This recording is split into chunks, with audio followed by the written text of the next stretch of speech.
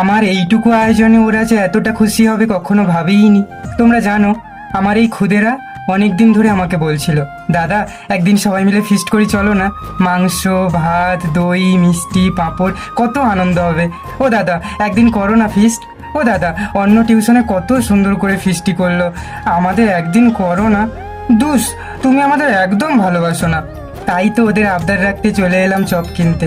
আমি জানি তোমরা হয়তো বলবে চপ দিয়ে আবার ফিস্ট হয় নাকি। যাই হোক, মাংস ভাতের ফিস্ট নাই বা করলাম, চপ মুড়ি ফিস্ট তো করতেই পারি বলো। তবে আমি জানি না আমার এই ছোট্ট আয়োজনে ওরা কতটা খুশি হবে। যাই হোক, আমার ফিস্টির মেনুতে ছিল চপ চানাচুর আর ছোলা সেদ্ধ। এইসব দিয়ে মুড়িটা যখন মাখছিলাম তখন ওরা বলল, দাদা দারুণ গন্ধ বেরোচ্ছে।